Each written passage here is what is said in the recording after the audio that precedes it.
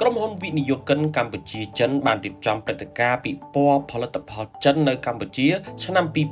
2025ដោយរួមគ្នាដាក់តាំងបង្ហាញសេវាកម្មនិងផលិតផលចិនជាច្រើនដែលមកពីសហគ្រាសជាង100ក្រុមហ៊ុនបង្ហាញសម្ភារៈគ្រឿងបរិក្ខារអគ្គិសនីគ្រឿងអេឡិចត្រូនិកសម្ភារៈសំណង់គ្រឿងសង្ហារឹមសម្ភារៈប្រើប្រាស់ក្នុងគេហដ្ឋានការប្រឹក្សាយោបល់ផ្នែកបច្ចេកទេសនិងគម្រោងវិនិយោគជាដើមដែលជាផលិតផលបច្ចេកវិទ្យានិងសេវាកម្មដែលមានគុណភាពខ្ពស់ឆ្លើយតបទៅនឹងតម្រូវការទីផ្សារនិងបង្កើតទំនុកចិត្តលើម៉ាកទំនិញនៃប្រទេសទាំងពីរនិងស្វែងរកឱកាសចូលរួមគម្រោងជាមួយក្នុងវិស័យពាណិជ្ជកម្មសេវាកម្មនិងឧស្សាហកម្មមិនតែប៉ុណ្ណោះពិព័រណ៍ផលិតផលចិននៅកម្ពុជាឆ្នាំ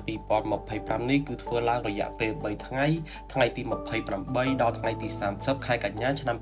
2025នេះនៅមជ្ឈមណ្ឌលសន្និបាតនិងពិព័រណ៍កោះពេជ្រនេះពេលនេះនឹងក្លាយជាសក្ខីភាពនិងការចូលរួមចំណែកយ៉ាងសំខាន់ក្នុងការជំរុញសកម្មភាពពាណិជ្ជកម្ម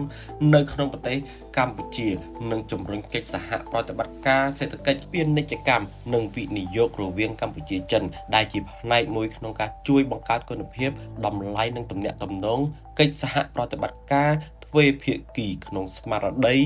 លើកកម្ពស់មិត្តភាពដ៏រឹងមាំនិងស៊ីជម្រៅជាងមុនជាលំដាប់ថ្លែងក្នុងឱកាសពិព័រណ៍ផលិតផលចិននៅកម្ពុជាឆ្នាំ2025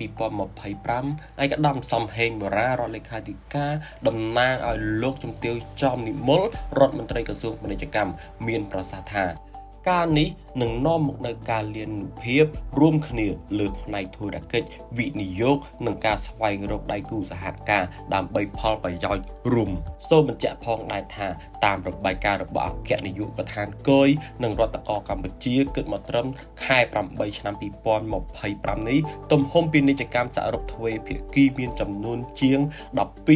12.6 លានដុល្លារសហរដ្ឋអាមេរិកមានកំណើន 26% បើធៀបនឹងទំហំពាណិជ្ជកម្មក្នុងរយៈពេលដូចគ្នាក្នុងអំឡុងឆ្នាំ2024ក្នុងនោះកម្ពុជានាំចេញទៅចិនមានទំហំទឹកប្រាក់ប្រមាណ 1000 លានដុល្លារសហរដ្ឋអាមេរិកនិងកម្ពុជានាំចូលពីចិនមានចំនួន 11.6 ពាន់លានដុល្លារសហរដ្ឋអាមេរិក